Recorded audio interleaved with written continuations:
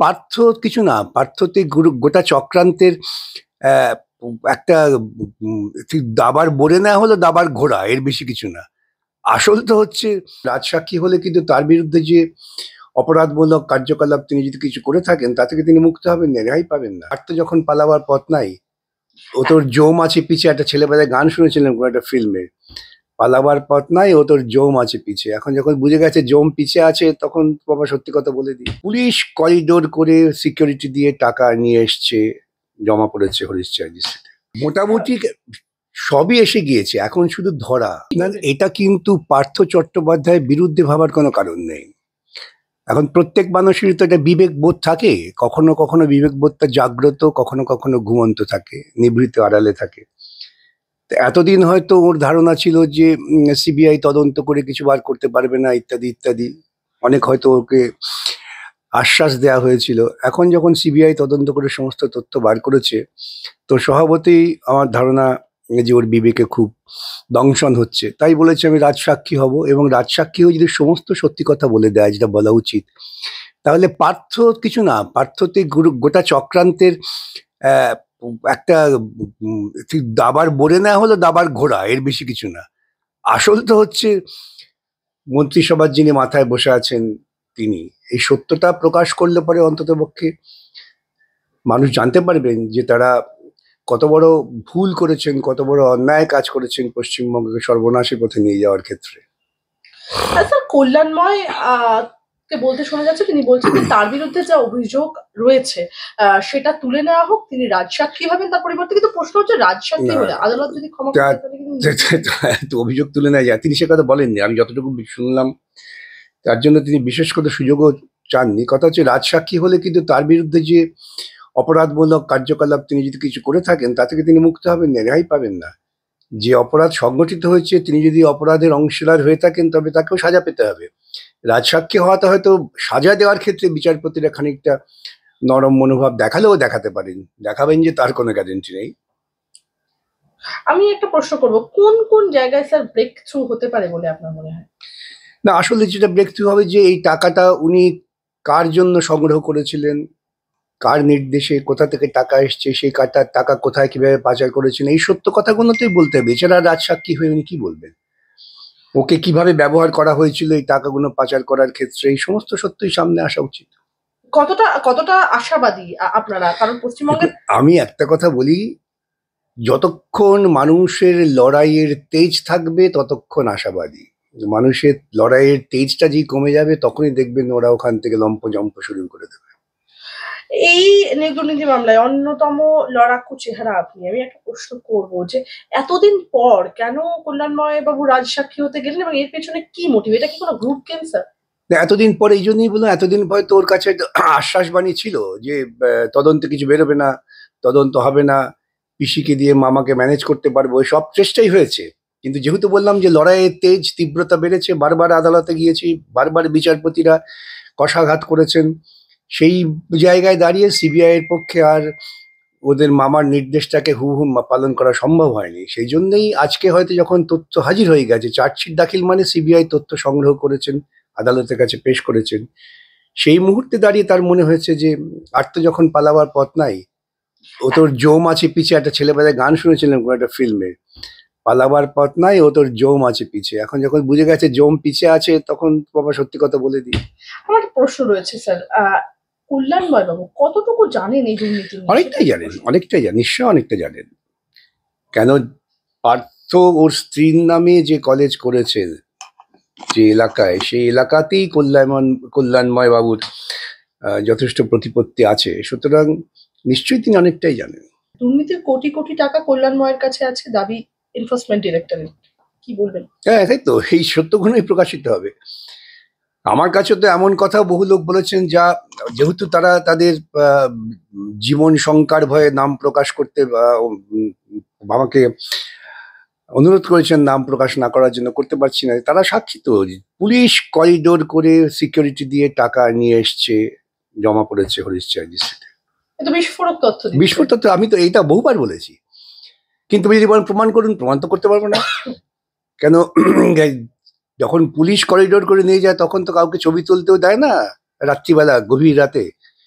এবং যারা ছিলেন দেখেছেন তাদের তো এইগুলো জীবন সংখ্যা আছে। একটা ইঙ্গিত যদি দেন, মানে মোটামুটি আরো মাথা আসবে এরকমটা ব্যাপার হচ্ছে। মোটামুটি সবই এসে গিয়েছে, এখন শুধু ধরা। এখন ধরা ওই ট্যাংরা মাছের ওই পর্যন্ত পৌঁছে গেছেন, এই কাঁটাটাকে কায়দা করে এড়িয়ে ধরে ঘাঁচ করে কাটা, এইটা করতে হবে আর কি। একদম। এবার কি কোথাও গিয়ে বড় মাথাদের নাগাল পেতে চলেছে এনফোর্সমেন্ট ডিরেক্টরেট? পাওয়া উচিত, পাওয়া উচিত। এনফোর্সমেন্ট একটা বিচারালয়, বিচারপতিদের উচিত টেনে বার করা মাথাকে। যা তথ্য এসছে সে তথ্যের ভিত্তিতে প্রশ্ন করে জিজ্ঞাসাবাদ করে বার করা উচিত। ওবিসি সার্টিফিকেট মামলা, একদম ওবিসি সার্টিফিকেট মামলা বুধবার কলকাতা হাইকোর্টে ভার্চুয়ালি হাজির হলেন রাজ্যের মুখ্য সচিব মনোজ পাল এবং আদালতের নির্দেশ কেন অমান্য করা হচ্ছে সেই প্রশ্ন তুলে পরবর্তীতে মুখ্য সচিবকে যে তলব করা হয়েছিল সে তার উত্তর দিতে গিয়ে রীতিমতো তিনি হাজিরা দিয়ে একদম ক্ষমা চেয়ে নিলেন দেখা গেল।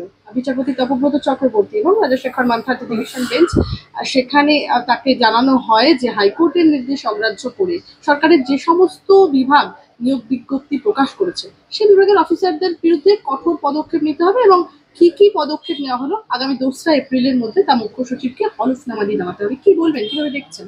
হাইকোর্ট তো আইন অনুযায়ী সঠিক কাজই করেছেন, বরং হাইকোর্ট বলবো খানিকটা নরম মনোভাব দেখিয়েছেন চিফ সেক্রেটারির প্রতি, যেহেতু তিনি ক্ষমা চাই নিয়েছেন। তাই এতে কি প্রশাসন চলছে?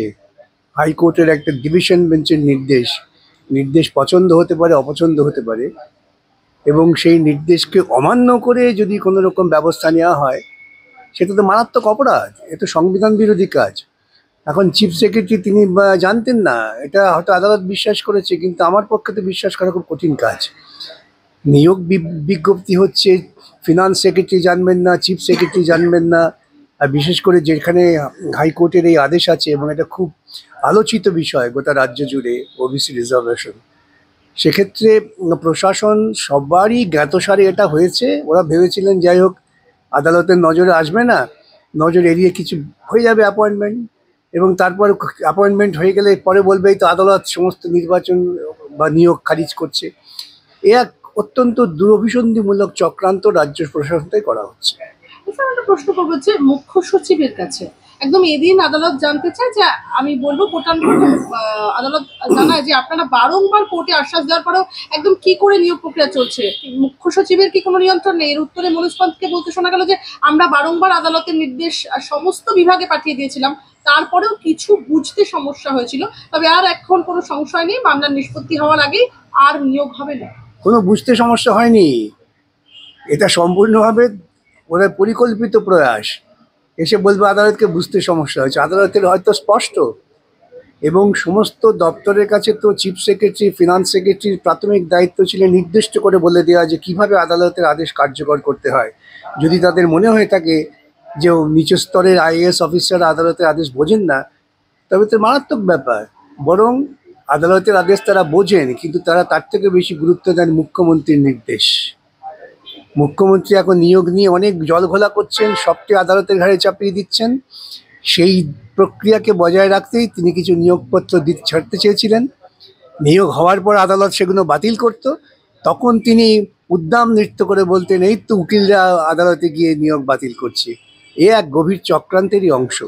একদমই আপনি যেরকমটা বললেন বারংবার আপনাদের নাম উঠে এসেছে একদম স্বয়ং মুখ্যমন্ত্রীর মুখে যে নিয়োগের ক্ষেত্রে বাধাপ্রাপ্ত হয়ে মানে বাধা হয়ে দাঁড়িয়েছেন আপনারা, এবং আপনার নাম একদম স্পষ্টত আপনার নাম করেই কথা বলা হয়েছে। আমি এক্ষেত্রে বলবো যে আদালত এদিন একদম মুখ্য সচিবের কাছে জানতে চাইলো যে রাজ্যের মাথায় মুখ্য সচিব যেখানে বসে রয়েছেন সেখানে তারা অধস্তনরা তার নির্দেশ মানছেন না। কিন্তু মুখ্য সচিব নন, মুখ্য সচিব তো হয়ে গেছেন দুর্ভাগ্যজনকভাবে মুখ্যমন্ত্রী নির্দেশ বাহক। আইন রক্ষার যে দায়িত্ব তার উপর দেওয়া হয়েছে, সে আইন রক্ষার দায়িত্ব তো তিনি পালন করছেন না বা করতে পারছেন না। একদম স্যার, দেশের শীর্ষ আদালতে যখন মামলাটির শুনানি চলছে তারপরেও কেন হাইকোর্টের নির্দেশ কার্যকর করতে রাজ্য এত অনীহা দেখাচ্ছে? রাজ্য তো সব ব্যাপারেই খুব নিচু স্তরের রাজনৈতিক ফায়দা তোলার চেষ্টা করেন, সেই চেষ্টা করছিলেন বলে এরকম করছে। অনগ্রসর শ্রেণী বা ওবিসি নিয়ে সমীক্ষার কাজ শুরু করতে চলেছে রাজ্য আগামী 8ই মার্চ থেকেই, যেখানে এই কাজ শুরু হয়ে যাওয়ার কথা, কিন্তু এই নিয়ে জেলার আধিকারিকদের সঙ্গে একদম ভিডিও কনফারেন্স করে ইতিমধ্যে সিদ্ধান্ত নিয়েছে রাজ্য সরকার। এর পেছনে অঙ্ক কি রয়েছে বলে আপনার মনে হয়? দেখুন, ডিভিশন বেঞ্চের যে নির্দেশ ছিল সেই নির্দেশ যদি এখনো তারা সুপ্রিম কোর্ট থেকে স্টে পাননি, সেই নির্দেশকে কার্যকর করতে গেলে পরে তখন তাকে নতুন করে হাইকোর্টের নির্দেশ মেনেই লিস্ট তৈরি করতে হবে, কারা কারা কোন পর্যায়ে ওবিসি আসবেন, কারা আসবেন না, সেই যে প্রক্রিয়াটা আইন অনুযায়ী সেটা চালু করতেই হবে তাদের। আমি বিধানসভার চেয়ার ভাঙি একদম বারংবার মুখ্যমন্ত্রীকে বলতে শোনা যাচ্ছে, প্রমাণ করতে পারলে তিনি বলছেন মুখ্যমন্ত্রীত্বের পদ ছেড়ে দেবেন, কি বলবেন? তিনি অহরহ অসত্য কথা বলতে অভ্যস্ত, তাই তিনি বলেছেন। সেদিনকে যে ছবি দেখলেই বোঝা যাবে, তিনি এসে লোককে উত্তেজিত করেছেন, ভাঙ ভাঙ বলেছেন, তারপর তার কর্মীরা ভেঙেছেন। তিনি হয়তো ভাঙার ক্ষেত্রে হাত লাগাননি, কিন্তু ভাঙতে তিনি অনুপ্রাণিত করেছেন, এটাও তো অপরাধ, সমান অপরাধ। কেউ যদি খুন সরাসরি নিজেও না করেন কিন্তু খুন করবার জন্য পরিকল্পনা করেন এবং খুন করতে সাহায্য করেন, তিনিও খুনি। একদমই। আমি একদিকে আপনার এই প্রতিক্রিয়ার মাথায় রেখেই বলবো, মুখ্যমন্ত্রী যেখানে বলছেন তিনি চেয়ার ভাঙেননি, প্রমাণ করতে পারলে মুখ্যমন্ত্রী তো ছেড়ে দেবেন, অন্যদিকে একদা মুখ্যমন্ত্রীর ছায়া সঙ্গী সোনালী গুহ তিনি একদম রীতিমতো বলছেন একসময় মুখ্যমন্ত্রীর নির্দেশে প্রাক্তন মুখ্যমন্ত্রী তিনি গলা টিপতে গিয়েছিলেন। এতে সোনালী সত্য কথা বলেছেন। ওদের দলে মমতার নির্দেশ ছাড়া কেউ কোনো কাজ করতে পারে না। আপনি দেখবেন আজকে যদি কোনো এক বড় নেতা একটা মন্তব্য করেন, তার পরের দিন মমতা যদি উল্টো মন্তব্য করেন, সেই নেতা সঙ্গে সঙ্গে ঘুরে গিয়ে বলেন মমতার কথাই শেষ কথা। এটা কোনো গণতান্ত্রিক রাজনৈতিক দল নয়, এটা একটা ক্লাবের যিনি ক্ষমতাশীল তার কথা সবাই হ্যাঁ হ্যাঁ করে, এবং তাই উনিও এখানেও তাই চলছে। সুতরাং যত যত অপকর্ম রাজ্য হচ্ছে, প্রত্যেকটা অপকর্মই মমতার নির্দেশে হচ্ছে, হয় প্রত্যক্ষ কিংবা পরোক্ষ। একদম। এছাড়া আমার শেষ কয়েকটা প্রশ্ন, 2011 সালের একদম নিয়োগ দুর্নীতি কাণ্ডে 2011 সালে আশুতোষ কলেজের ইংরেজি বিষয়ের স্নাতক তরুণী 2012 সালে লিপস অ্যান্ড বাউন্সের অফিসে কাজে যোগ দেন এবং ওই রমণীর বয়ান অনুযায়ী কুন্তল ঘোষ, অরবিন্দ হাজরা ওরফে চিনু হাজরা, অরবিন্দ রায় বর্মনরা একদম নিয়মিত লিপস অ্যান্ড বাউন্সের অফিসে আসতেন এবং যখনই তারা আসতেন সুজয় কৃষ্ণ ভদ্র একদম কালীঘাটের কাকু বলে যিনি পরিচিত, তিনি অফিসের সমস্ত সিসিটিভি বন্ধ করে দেওয়ার নির্দেশ দিতেন এবং ওই চাকরি প্রার্থীদের তালিকা অ্যাডমিট কার্ড একদম দিলে সুজয় ভদ্র একদম নিজের নির্দিষ্ট চেম্বারে ঢুকে পরবর্তীকালে ওই তরুণীকে ডেকে একদম সেটি কম্পিউটারে আপলোড করতে বলতেন এবং তারপর নির্দেশ অনুযায়ী সেই তালিকা মেল করতে নির্দিষ্ট জায়গায়। এবং পরবর্তীকালে একদম নিয়োগ দুর্নীতিকাণ্ডে কেন্দ্রীয় গোয়েন্দা সংস্থার জেরার মুখে তরুণী বলছেন যে উপরোক্ত সমস্ত কাজই কোনো সরকারি দপ্তরে না হয়ে নিউ আলিপুরের ঠিকানা লিপস অ্যান্ড বাউন্সের দপ্তরে হতো। কি বলবেন? এটা বিস্ফোরক তথ্য সামনে। এই তথ্য তো আসবেই। আমরা তো বারবার বলছি, যদি তদন্ত হয়, সঠিকভাবে তদন্ত হয়, রাজনৈতিক প্রভাব মুক্ত হয়ে তদন্ত হয়, তাহলে এই রাজ্যে দুর্নীতির যে কত বড় শিল্প তৈরি হয়েছে, এ রাজ্যে শিল্প কারখানা না হলেও দুর্নীতির শিল্পটা কিন্তু একটা অত্যন্ত উচ্চতর দক্ষতায় পৌঁছে গিয়েছে।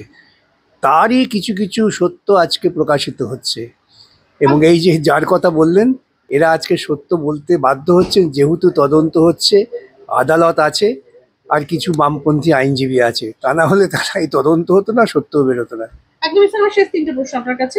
একদম ওই তরুণী জানিয়েছেন সিবিআই এর জেরায় যে শুধুমাত্র প্রাথমিক নয়, উচ্চ প্রাথমিক এসএসসি গ্রুপ সি গ্রুপ ডির অবৈধ নিয়োগের তালিকা ওই অফিসেই একদম বিভিন্ন এজেন্টরা নিয়ে যেতেন এবং সেখানে মূল তালিকা তৈরি করে নির্দিষ্ট জায়গায় পাঠানো হতো এবং পরবর্তীকালে তিনি যাতে মুখ না খোলেন সেই হুমকিও তাকে রীতিমতো দেওয়া হয়েছিল।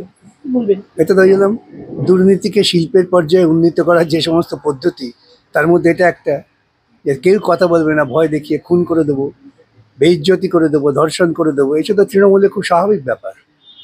ইডির পঞ্চম অতিরিক্ত চার্জশিটে একদম লিপস অ্যান্ড বাউন্সকে অভিযুক্ত হিসেবে দেখানো হলো, সংস্থার সিইও কে একদম এখনো ফের তলব মানে করে পরবর্তী পদক্ষেপে কোথাও গিয়ে এগোতে পারছে না কেন সিবিআই? সেই সিবিআই তদন্তকারীরা বলতে পারবেন কেন পারছেন না, কোথায় এগোতে অসুবিধা। যদি রাজনৈতিক প্রভাব থেকে থাকে তাহলে বলুন সরাসরি মানুষের কাছে। মানুষ তো জানতে চায় যে ভারতবর্ষের বুকে আইনের শাসন চলবে না আইন বিরোধী নেতাদের শাসন চলবে। একদম। স্যার আমার আরেকটা প্রশ্ন আপনার কাছে, সিবিআই এর ভয়ে আদিগঙ্গায় ফোন বিসর্জন দিয়েছিলেন কালীঘাটের কাকু, কি বলবেন? ইতিপূর্বে আমরা দেখেছি তো, এক এমএলএ তিনি তার ফোন বিসর্জন দিয়েছিলেন পাশে গ্রামের পুকুরে। এ নিয়ে কত হই হই হলো, সেই পুকুর থেকে বিভিন্ন ফোন উদ্ধার করা হলো এবং তারপর দেখা গেল কারা কারা যুক্ত। সুতরাং ফোন গঙ্গায় ফেলে দেওয়া, পাশের পুকুরে ফেলে দেওয়া, এটাও তো তৃণমূলী কৌশল।